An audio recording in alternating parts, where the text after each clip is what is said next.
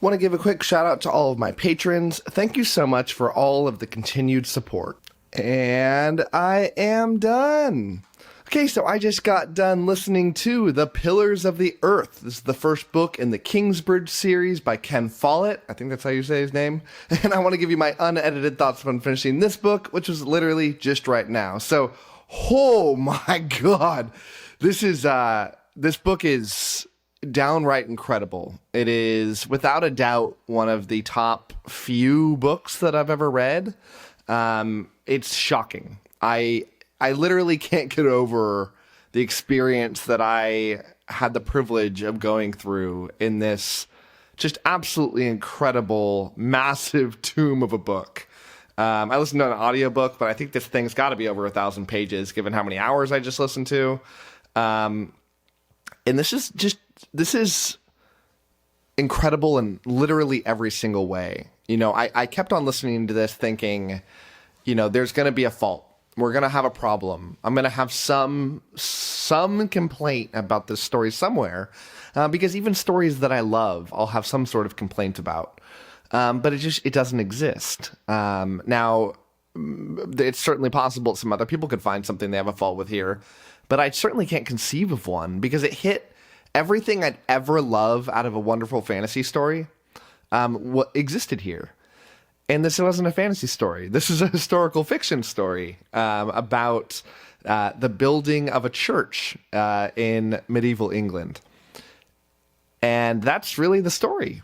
And that sounds really boring, doesn't it?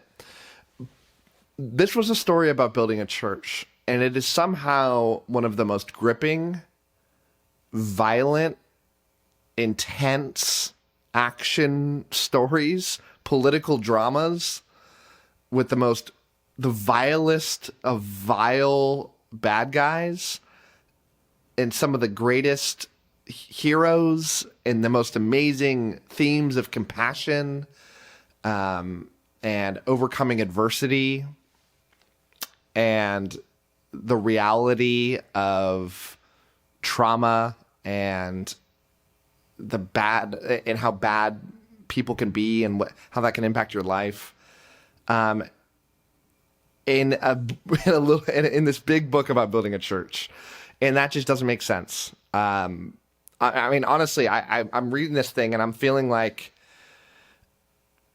if this book had made up names and like the priest had magic and maybe like there's a dragon somewhere, this would probably go down as overwhelmingly one of the most famous fantasy stories of all time. It has every single component there except for like a magic system. Like, that's it. Everything's there. Especially, I mean, and I think I can partially say that because of the setting. I mean, it's set in this medieval, background, which a lot of fantasy stories are set in. But it just has all these same story beats, but blows away virtually everything else that is out there in the fantasy genre. Now, does this mean the fantasy genre has a much poorer quality than a lot of historical fiction? I don't know if that's true. I think I've read quite a bit of historical fiction. I like a lot of historical fiction. This thing is just miles away better than 99.99% of stuff out there. You simply must go read it if you like fantasy. With some warnings for people that there are some people that may not enjoy this because of how violent it is, particularly sexual violence. There's some pretty rough moments in this book, and that doesn't impact me. I don't have any problems with that. In fact, in this story, it served a great purpose because it makes you feel emotions that the author wants you to go through. It's not senseless violence. It wants you to hate somebody. And it wants you to love somebody and cheer for them and want redemption. And it does that. Oh man, does it do it. I'm just so amazed by this. I feel like this is going to be another year where like the best book I read that year is in a fantasy book. That happened to me last year. Or 2 years ago, actually, not last year, but 2 years ago, that happened with Lonesome Dove. And that ended up my favorite book. Last year, I didn't really read much historical fiction. So maybe maybe if I would have read more historical fiction, that would have happened to me again. Maybe I just need to turn into a historical fiction channel. Maybe that's the solution here. I don't know. But my goodness.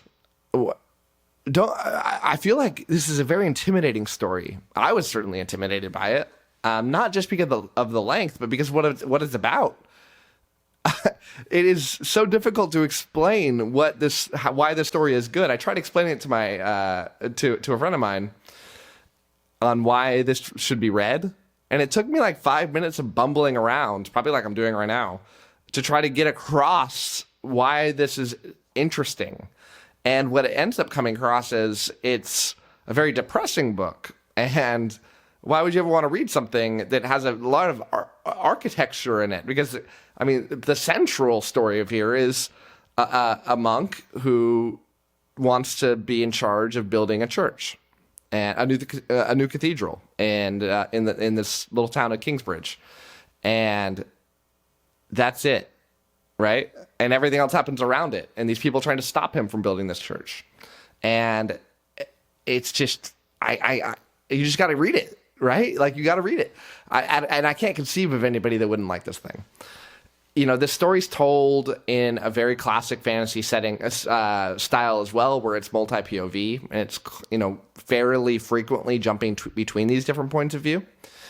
I want to say there's like 4 or so, and maybe 5, but I think 4 or so. And it does, each of the characters that are hit are written to perfection. I mean, it's like Robin Hobb levels of character work, but somehow mingled in with, you know, a Joe Abercrombie style of grimdark and a George R.R. Martin level of political intrigue and like the best of the best that fantasy has to offer combined into this one just magical reading experience. It's crazy. So, but the length, I mean, it is a very long book. It's far longer than the average fantasy story. And I think a lot of people that may be thinking about reading it, this could end up being like the longest book they ever attempt to read.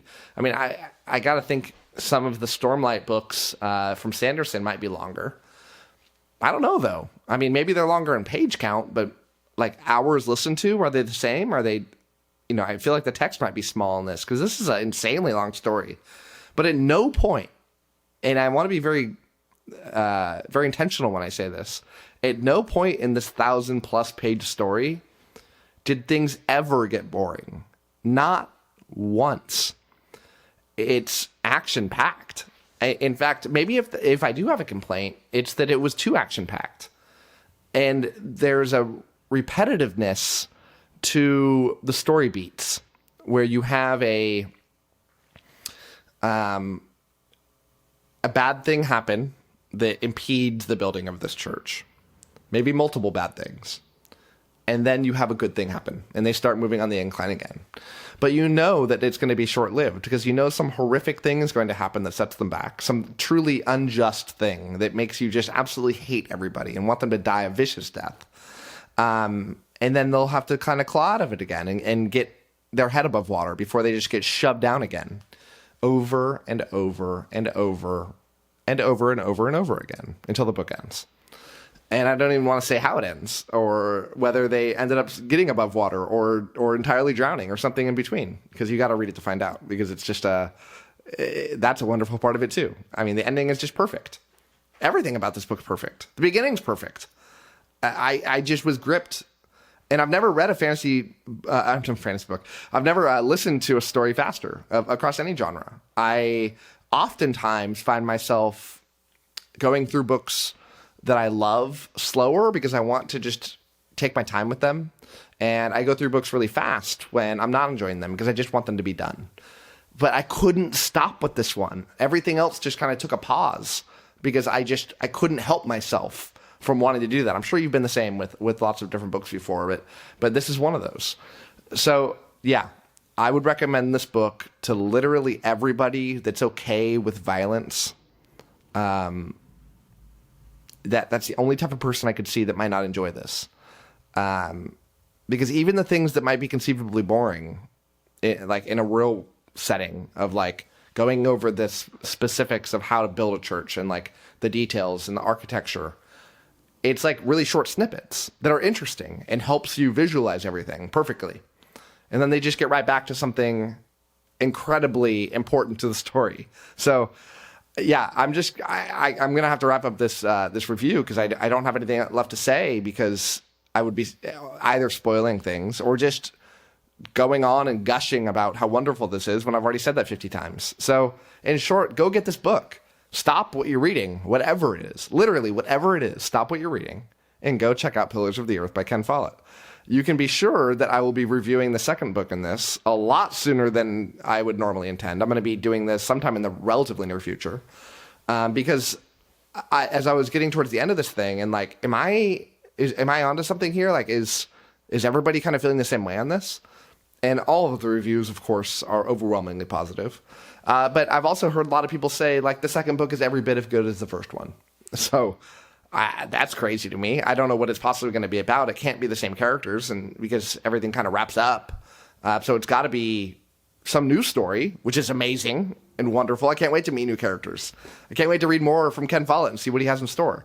And Ken, while you're at it, go write some fantasy. Go throw a dragon in one of your stories.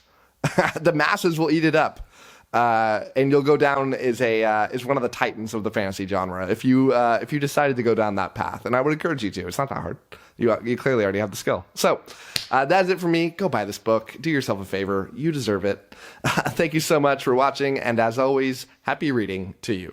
Thanks again to all my patrons, with a special shout out to my Ascendant tier and Librarian tier patrons: Anna G, CJ, Doust, Darren, Gregory, Jonathan, Nathan T, Nev's Book Channel, 𝗏𝗏𝗏𝐿, Ron Reich, Russell, Ryan L, Sydney Baker, 𝗏𝐶, Tahir, Anna, Andra, Blair, Brock, Evan, Fanixan, Harry B, Joe, Cat Mick, Michael Sugarman, Philippe, Sky, TW57, Wacky, and Zion. Thanks for sticking to the end of this video, and if you want to watch some more content from my channel, click over here and I've got some good videos for you. Thanks so much.